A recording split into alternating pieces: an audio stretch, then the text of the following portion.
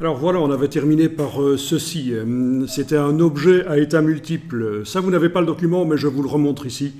Vous avez ici l'objet à état multiple qu'on avait créé, avec plusieurs images qu'on avait réunies ensemble dans un système qui s'appelle l'objet à état multiple. Et donc, quand on va dans le menu Fenêtre, Objet interactif, et qu'on va jusque État d'objet, on voit que cet objet à état multiple contient 3 images et on avait créé des boutons qui permettaient de passer à l'image suivante. Donc typiquement pour un diaporama, c'est très intéressant les objets à état multiple parce que si vous essayez de les créer par les diaporamas, par le système habituel de programmation des boutons, quand vous avez beaucoup d'images, ça devient très très compliqué, alors qu'avec le système d'objets à état multiple, c'est plus facile. Donc en gros, ce que ça donne, si je vais dans menu Fenêtre, Objet interactif, Aperçu de l'interactivité EPUB, je vais agrandir la fenêtre ici et lancer avec le petit bouton lecture. Donc ça, c'est le petit rappel de ce qu'on a fait la fois passée. Un diaporama où on passait à l'image suivante grâce au bouton image suivante. Le bouton image précédente, au départ, n'apparaissait pas puisque ça n'a pas de sens qu'il apparaisse. Il apparaît une fois que je suis passé à l'image suivante. Voilà. Donc image précédente, image suivante. Et voilà. Et on avait fait en sorte que ça puisse se tourner en boucle. Ça ne s'arrête pas quand on arrive au bout du diaporama. Ça, c'est dans les paramètres du bouton. Il y a une fonction pour que ça s'arrête quand on arrive au bout ou pas. Donc, très pratique. Vous pourriez avoir 50 images, 150 images, ça marche. Sauf qu'on avait vu que pour l'utiliser dans un PDF interactif, il fallait l'exporter en format SWF, donc au format Shockwave Flash. Voilà.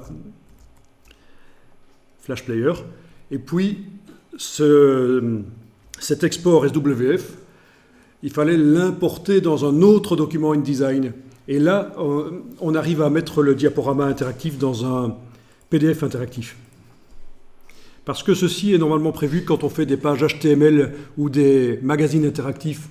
C'est du HTML aussi, une certaine sorte de HTML avec un manifeste au début, mais enfin c'est une sorte d'HTML, les magazines interactifs. C'est prévu pour faire de l'HTML, ce système-là. Quand on exporte de l'HTML au départ de InDesign d'une manière ou d'une autre. Et donc il ne s'est pas prévu de pouvoir intégrer ça dans un PDF interactif. Donc il y a la petite astuce qui est connue, qu'on trouve sur le web quand on cherche un peu, c'est d'exporter ça en site Flash. Et le Flash est vraiment la programmation des PDF interactifs pour l'instant. On parle que le PDF interactif va évoluer vers le HTML, mais ce n'est pas encore le cas. Et donc le Flash peut être intégré à un document InDesign, exporté en PDF interactif. C'est ce qu'on avait testé la fois passée. Alors ce qu'on va faire aujourd'hui, c'est quelque chose comme ceci. C'est très vite fait, mais c'est une approche un peu différente. Quand je regarde mon ici aperçu de l'interactivité EPUB, voilà. Alors le principe, c'est que quand je clique sur les images là, ça fait apparaître cette image là en grand. Voilà. Donc la différence ici, c'est bien sûr que vous avez dès le départ une vue d'ensemble en petite miniature de la totalité du diaporama. Vous allez voir, c'est très très facile à faire. On va faire ça ensemble. Alors là, j'ai fait en sorte que ça apparaisse quand on clique, mais on va peut-être faire une petite variante. On va faire en sorte que les images apparaissent quand on survole. Comme ça demande moins de manipulation à l'utilisateur. Bon, bien sûr, pour une tablette, ça ne marche pas. Mais de toute façon, les PDF interactifs ne marchent pas sur les tablettes. Donc, typiquement ici, ce qu'on fait, c'est une approche de la programmation dans InDesign. Ça ne fonctionnera que dans les PDF interactifs. Mais un PDF interactif, c'est déjà pas mal. Alors, qu'est-ce qu'on peut faire avec un PDF interactif ? Eh bien, vous pourrez, et vous serez obligé d'ailleurs, la charte graphique que vous allez concevoir, vous allez la rendre interactive pour la présentation, pour une espèce de PowerPoint où tout n'apparaît pas dès le départ. Vous faites apparaître les choses au fur et à mesure, grâce à des boutons. Également, pour votre entreprise, éventuellement, vous pouvez mettre un ordinateur à l'accueil et les gens peuvent... c'est une borne, quoi. Ça peut être une borne interactive qui présente l'activité de l'entreprise et peut-être pour se guider dans l'entreprise aussi, les différents bâtiments. Enfin voilà, ça peut être déjà utile de présenter une borne interactive. Également, si vous faites des salons, si vous avez des stands dans des salons, vous pouvez faire des bornes interactives en PDF interactif. Les gens, quand ils vont manipuler l'écran, ne vont pas voir que c'est un PDF interactif, puisqu'il sera plein écran. Donc, que ce soit programmé en HTML ou PDF interactif, il n'y aura aucune différence. Le PDF interactif est quand même plus facile que de faire de la programmation HTML. Il y a beaucoup moins d'occasions que ça foire, en fait. Donc, pour démarrer, pour ceux qui ne connaissent pas encore bien le web, ça peut être bien, quoi. Ok, donc je vais enregistrer ça dans le dossier d'aujourd'hui. Ça, c'est mon petit test, et on va le refaire ensemble. Voilà, donc vous avez déjà fait un document en 1024-768, je vais le faire ici, nouveau document pour le web. Donc, je vais inscrire ici 1024-768, qui est la taille, on va dire, vraiment des écrans les plus faibles au niveau de la définition, les écrans les plus faibles qu'on a à notre disposition actuellement. Alors, si le diaporama ici est destiné à être utilisé sur une portion de page qui a ce format-là, évidemment, il va falloir le faire à la bonne dimension ici. Vous voyez ce que je veux dire, hein, si votre diaporama interactif là, doit être intégré par la suite dans un InDesign avec du texte à côté, d'autres choses sur la page, bien sûr, il faut le faire à la bonne dimension ici, c'est mieux. Mais bon, on va utiliser ici toute la page, juste pour voir la manière dont on va programmer les choses. Alors, vous allez dans Fichier, Importer, et vous allez chercher vos images. On va prendre, par exemple, 6 images, ce sera suffisant. Voilà. Voilà 6 images que j'active donc dans la boîte d'importation. Mais attention, ne les posez pas tout de suite sur la page. On va faire une colonne d'images. Donc voilà les 6 images qui sont sélectionnées dans la boîte fichier importé de InDesign, bien sûr. Je fais ouvrir. Elles sont toutes les 6 dans le curseur. Je vais tracer là sur la gauche, je vais tracer un bloc, mais pendant que je trace, j'enfonce sur le clavier la flèche qui va vers le haut jusqu'à ce que je vois 6 cases. 6 cases, voilà, il y en a 6. Je lâche le bouton à la souris et voilà les 6 images qui arrivent. Donc, elles arrivent dans des petites vignettes en fait. Bon, ça c'est une manière de faire. Alors il faut savoir que dans les menus fenêtres utilitaires script de InDesign, vous avez un script qui sert à faire des catalogues d'images. Donc ce serait intéressant de s'y intéresser à un certain moment pour faire les catalogues d'images. Voilà, Image Catalog, c'est un des scripts de InDesign. Mais bon, ici faisons simple, on ne va pas utiliser un script pour faire des catalogues d'images. On a juste créé 6 blocs là. Alors, on les sélectionne tous, donc un commande A, et puis on va demander que les images remplissent les blocs. Objet, ajustement, remplir le bloc proportionnellement.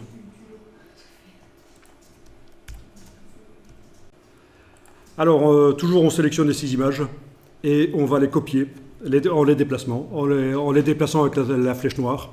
Donc touche Alt, les 6 images sont copiées sur le côté là.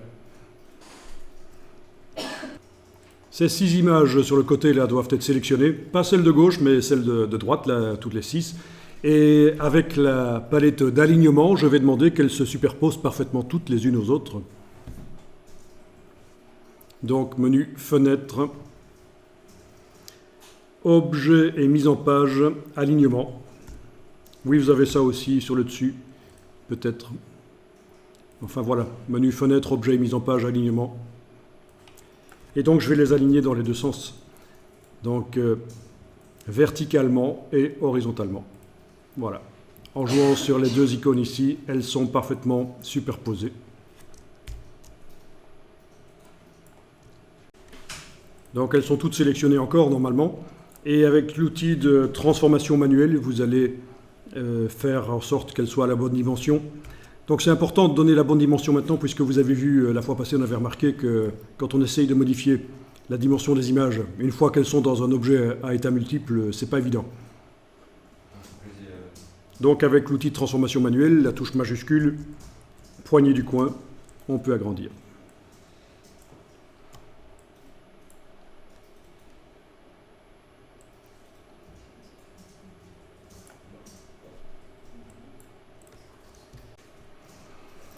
Ah oui, il y a un petit truc que j'ai oublié avant de faire ça, c'eût été intelligent de repositionner les contenus d'images avant, évidemment, de les dupliquer et de les... avant de les dupliquer, ça aurait été intelligent que dans les petites miniatures, là, je repositionne les contenus d'images. Mais bon, tant pis, je ne l'ai pas fait, donc je vais le faire maintenant avec la flèche noire. Je clique sur le réticule, la touche majuscule et je bouge dans un sens ou l'autre pour quand même que la tête de mon crocodile là apparaisse. Les autres images, ça a l'air d'aller chez moi. Voyons un peu la palette des calques.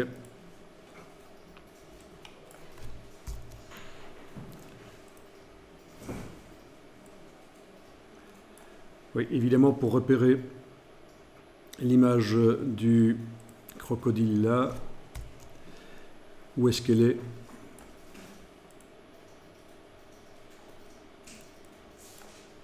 Ok, elle s'appelle comme ça. Donc la petite vignette ici s'appelle, ça commence par Sand Container. Et donc forcément, la version plus grande, c'est celle-là. Logique, je la sélectionne. Alt-clic sur... ça, vous n'êtes pas obligé de faire. Hein. Alt-clic sur l'œil, hein, comme ça enlève tous les autres yeux. D'accord? Donc vous voyez la logique, je vous remontre. Hein. Je sais que cette image-là, en grand, la tête du crocodile n'est pas visible, c'est foireux, elle n'est pas bien positionnée. D'abord, je sélectionne le bloc ici, je m'intéresse à la palette des calques là. Quel est le nom de cette image-là? Ça commence par Sand Container, je vois. Donc forcément, la version grande, ben, c'est l'autre qui est là, que je sélectionne avec le petit carré. Pour ne faire apparaître que cette image-là, Alt-clic sur l'œil, c'est un truc connu dans tous les logiciels Adobe, Alt-clic sur un œil dans la palette des calques, enlève les yeux sur tous les autres objets. Je clique sur le réticule central, avec la touche majuscule, je repositionne, et voilà, ma petite erreur de départ de ne pas avoir bien repositionné les images dans les miniatures, ben voilà, c'est corrigé. Alt-clic à nouveau sur l'œil, ça fait réapparaître les autres. Voilà.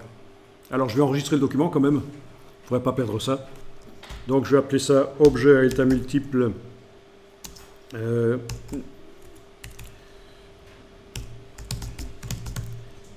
Diaporama version 2, voilà.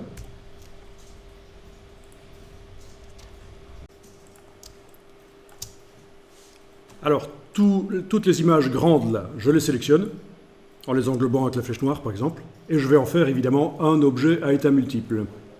Donc je les englobe avec la flèche noire, ne fût-ce que partiellement, toutes les grandes images. Et dans la palette état d'objet, je vais cliquer sur le bloc de feuille pour faire un objet à état multiple. Donc la palette état d'objet, je vous rappelle, elle est dans le menu fenêtre, objet interactif, état d'objet. Donc je clique sur le bloc de feuille dans la palette, et voilà, on a les différentes images qui sont là. Alors, bon, il se trouve que voilà, c'est l'ordre inverse des vignettes. Hein. Donc l'état qui s'appelle 1, ben c'est l'image tout en bas, puis l'image là juste au-dessus, c'est l'état 2, puis on a l'état 3. Voilà, c'est complètement inversé, quoi. Ce qui n'est pas très grave. Alors voilà, il me reste à transformer en boutons les différentes images là. Sur le côté, les petites vignettes, je les sélectionne, les petites vignettes. Et je vais aller dans la palette boutons. Donc menu fenêtre, objet interactif, boutons et formulaire. Donc dans la palette boutons, je peux dire que tous ces objets là, les 6 petites vignettes sur le côté vont devenir un bouton. Enfin des boutons, voilà, des boutons. Puisqu'ils ne sont pas groupés, ça fait vraiment 6 boutons vraiment distincts, indépendants les uns des autres.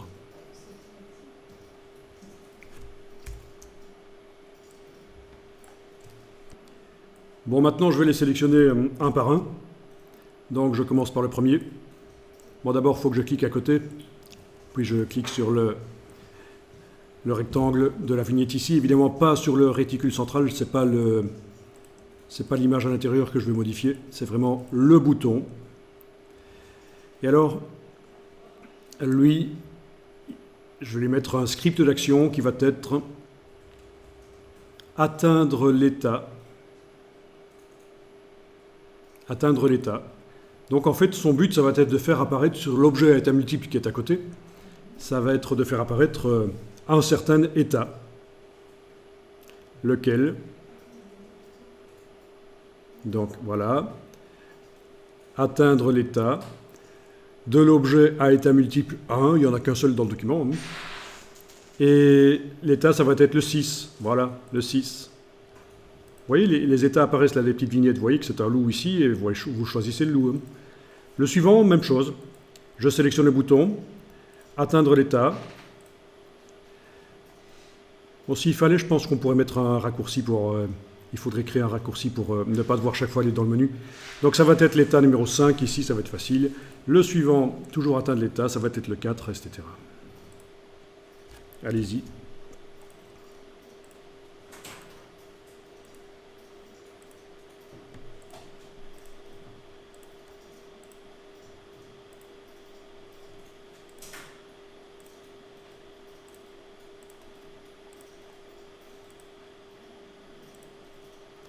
Ah tiens, on avait dit qu'on le ferait au survol et j'ai pas fait au survol. C'est pas grave, on devra cliquer.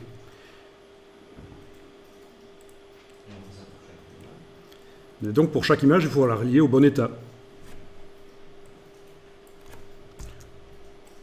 pouvez commencer par celle du bas si vous voulez. Comme ça, vous avez 1, 2, 3, 4, 5, 6.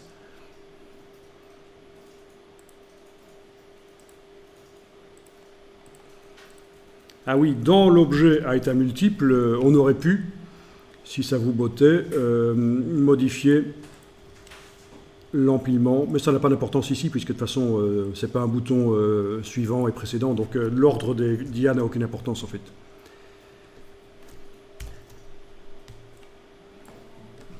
C'est dans l'exercice qu'on a fait avant, avec les boutons précédents et suivants, que ça aurait pu être intéressant de modifier l'ordre des états pour... oui, l'ordre d'apparition des images. Voilà, je vais enregistrer le document. Et alors, vous allez pouvoir tester, bien sûr, avec la fenêtre d'aperçu EPUB, qui nous sert bien. Donc, menu fenêtre, objet interactif, aperçu de l'interactivité EPUB.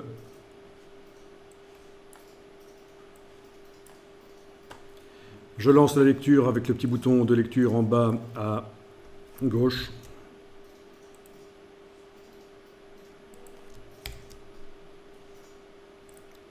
Et ça fonctionne quand je clique sur les différentes images. Oui, donc j'ai oublié que j'avais dit que ce serait quand on survole que ça le fait.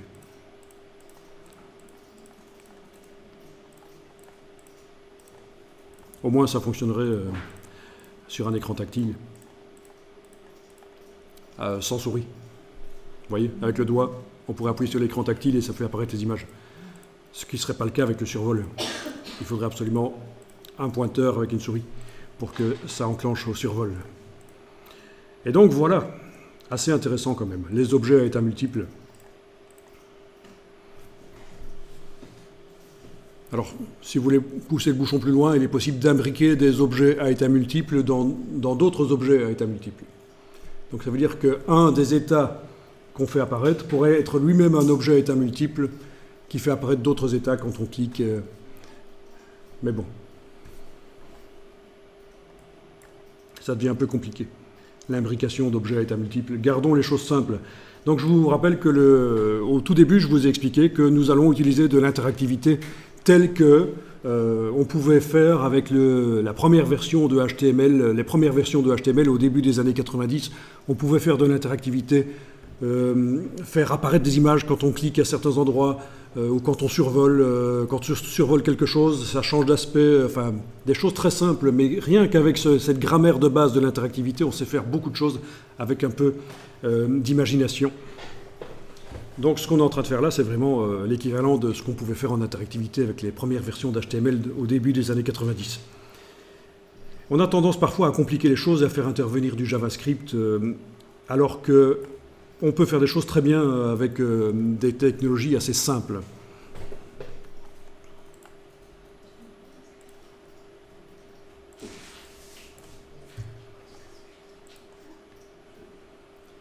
Alors si on voulait que ce soit au survol que ça enclenche et non pas au clic, bon, c'est un peu compliqué. Il va falloir retirer, quoique pas nécessairement. Pas nécessairement, on pourrait garder l'état clic. Hein, quand on clique, ça fait. Mais on pourrait aussi, oui, ça ne va pas manger de pain de le laisser. Mais il va falloir aller pour chaque bouton, régler ce qui se passe quand on survole. Donc il va falloir, malheureusement, aller atteindre l'état. 6, voilà. Donc,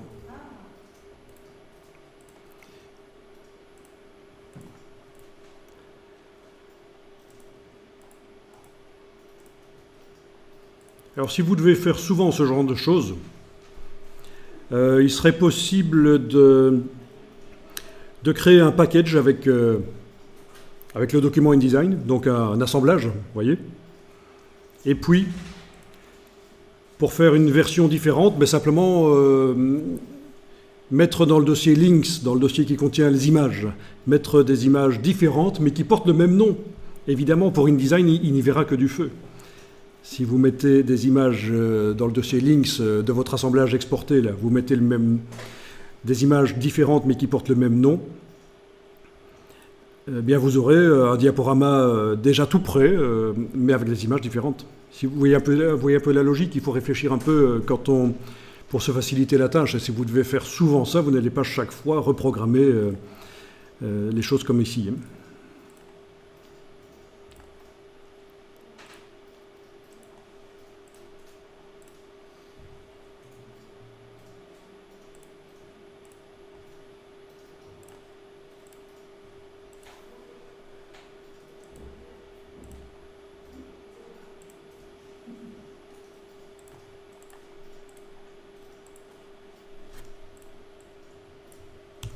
Donc j'ai programmé le survol. Donc je vous rappelle que pour une borne interactive sur un écran tactile, ça n'a pas de sens. Hein, puisque les gens, c'est avec le doigt qu'ils vont appuyer sur l'écran, donc c'est un clic en fait. Hein.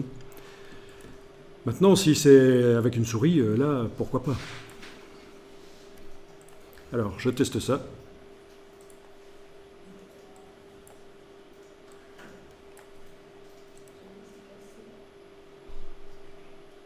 Voilà, ça fonctionne. Sans cliquer, je survole les images, elles apparaissent. C'est plus zen, c'est mieux, peut-être. À vous de voir.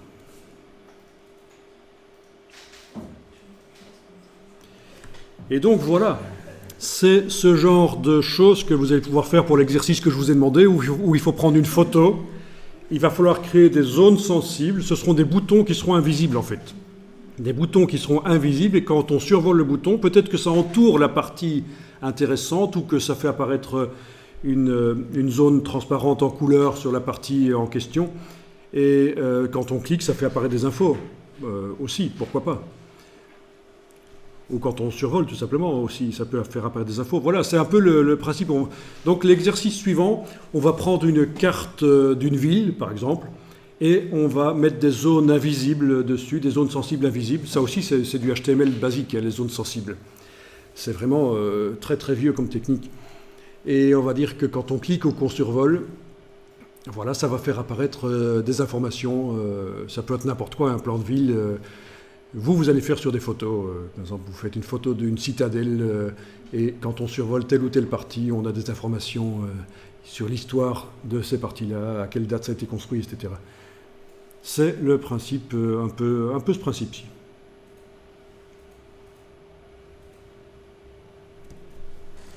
On pourra travailler avec des objets à état multiple aussi. Oui, parce qu'en fait, on a fait un objet à état multiple avec des images, mais on peut le faire aussi avec des blocs texte, bien sûr. Vous pouvez avoir plein de blocs texte qui racontent différentes choses, les rassembler en un objet à état multiple, et puis, grâce au bouton, faire apparaître un bloc texte ou l'autre. Bien sûr, il faut essayer ça. Voilà, donc l'idée pour l'utiliser dans un PDF interactif, c'est que je puisse exporter en SWF. Voilà, je fais fichier exporter. Je vais le mettre dans un dossier spécial que je vais appeler export SWF, parce que ça va faire plusieurs documents en fait, l'export. J'exporte en Flash Player SWF. J'obtiens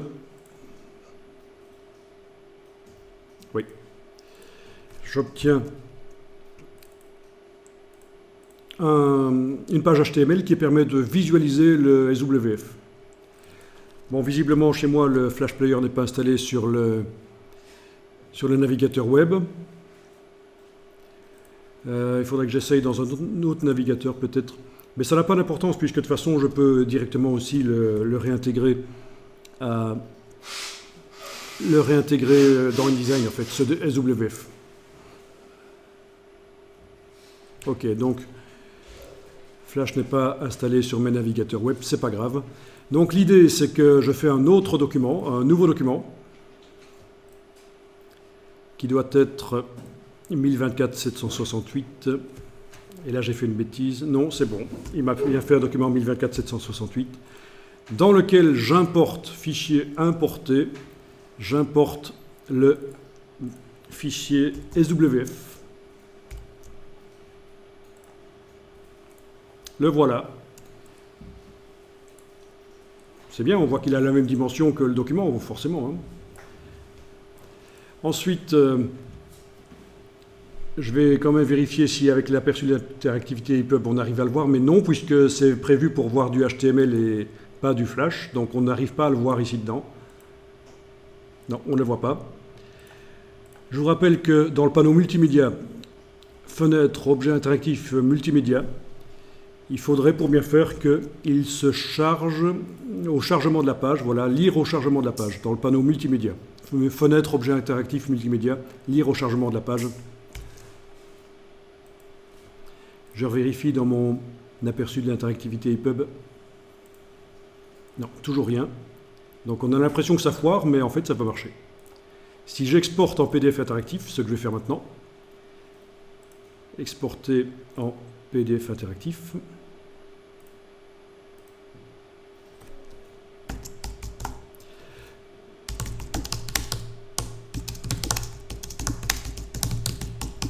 Voilà. Je l'appelle inclusion de SWF dans un PDF interactif. Ça va s'ouvrir en mode plein écran. C'est important parce que l'interactivité fonctionne en mode plein écran sur les PDF. Donc ouvrir en mode plein écran, c'est ce que je demande. Afficher après exportation, donc il va l'afficher dans un lecteur PDF.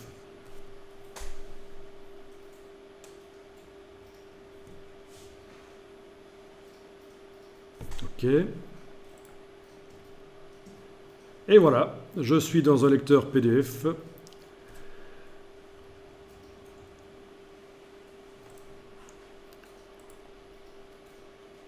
Et ça marche.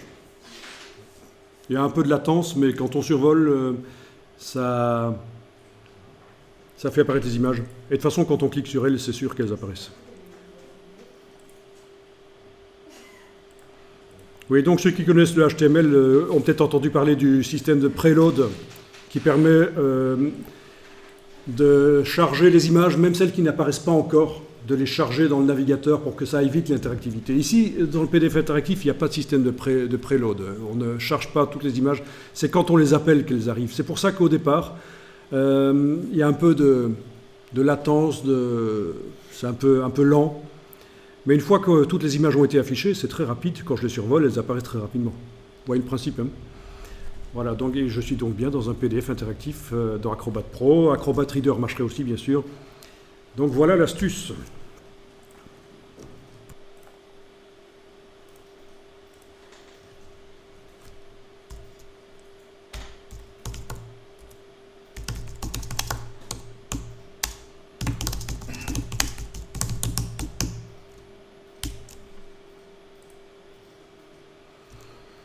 Alors à propos des documents en PDF, il y a quelque chose que je vais vous expliquer, c'est comment naviguer d'une page à l'autre dans un document PDF. On a vu comment faire un bouton page suivante, page précédente. Ça c'est simple. Mais dans un document PDF interactif, pour aller vers une certaine page du document PDF interactif, c'est pas si simple que ça. Il faut créer des cibles de liens. Et alors, c'est pas plus mal que vous alliez voir la vidéo plutôt que je vous l'explique en direct. Vous pouvez faire un peu d'apprentissage par vous-même avec la vidéo, notamment celle que j'ai créée là. Si vous voulez y arriver, c'est l'adresse ici. Sinon, il suffit de taper un bouton pour aller à une page d'un document PDF interactif. Si vous tapez mon nom en plus, vous allez en plus tomber sur ma vidéo. Donc voilà, je vous invite à regarder cette vidéo qui ne fait que 9 minutes et qui explique comment naviguer d'une page à l'autre facilement dans un PDF interactif, puisque normalement ce n'est pas prévu. Il n'y a pas la fonction atteindre la page un tel. C'est pour les sites web que ça existe, pour le flash, mais pour les PDF interactifs ça n'existe pas. Donc il faut jouer avec une petite astuce. Donc vous pouvez noter si vous voulez l'adresse là, comme ça vous allez regarder ça. Donc cette série de 4 soirées touche à sa fin. Donc je vous ai envoyé un petit mail dont voici la substance. Je vous dis d'abord bonjour dans le mail, c'est toujours sympa. Voici quelques vidéos pour compléter votre formation au PDF interactif, notamment à propos de la création de zones sensibles invisibles sur des images, pour les rendre interactives. Faire apparaître des éléments quand on clique ou quand on survole. Vous trouverez dans ces vidéos certaines des techniques que nous avons eu le temps d'aborder durant les cours. Ceci est donc utile notamment pour concevoir une borne interactive, tactile ou pas, à disposer à l'entrée de votre entreprise, pour faire découvrir les activités de votre entreprise ou pour guider dans le bâtiment. Mais concrètement et très rapidement, ces techniques vous serviront surtout à rendre interactive la charte graphique sur laquelle vous allez devoir travailler et également à concevoir une présentation scénarisée intéressante de votre TFE. En cas de question, contactez-moi par mail, bien évidemment. Alors, les listes sont ici. Un bouton qui permet d'aller à une page du document interactif Adobe InDesign. Donc, l'adresse pour accéder à ça, elle est là. Autre liste, mais bien sûr, vous ne devez pas tout regarder. Donc, deuxième liste, le PDF interactif, les fonctions essentielles du PDF interactif. Il y a pour 3h48 de vidéo, donc je vous répète, vous ne devez pas nécessairement tout regarder. La partie vraiment intéressante, c'est la partie où on montre comment faire des zones sensibles sur des images. Là, pour le travail qui est demandé, ce sera utile. Et donc, cette playlist, je vous ai mis cet accès rapide à la playlist. Troisième playlist, à nouveau les bases, 4h20 cette fois-ci. Là aussi, vous avez, vous retrouvez les mêmes techniques, mais présentées différemment. Ça peut parfois être intéressant aussi. Donc, vous avez l'accès à la playlist là. Et vous avez encore 2h28 d'explications là. Donc, je serai à votre place. Je regarderai absolument la première playlist qui, vraiment, pour arriver à faire des boutons qui permettent de naviguer à n'importe quelle page du document, c'est très intéressant. C'est vraiment essentiel. Et j'irai puiser dans les 3 playlists suivantes les choses intéressantes pour faire le travail qui vous est demandé, notamment donc faire des zones sensibles sur des images. Et quand on survole, la zone sensible peut apparaître à ce moment-là. On voit que c'est une zone sensible au moment où on passe le curseur de la souris sur l'image à un certain endroit. On voit que c'est une zone sensible. Et quand on clique, ça fait apparaître certaines choses. Choses qui elles-mêmes peuvent être des boutons qui renvoient à certaines pages.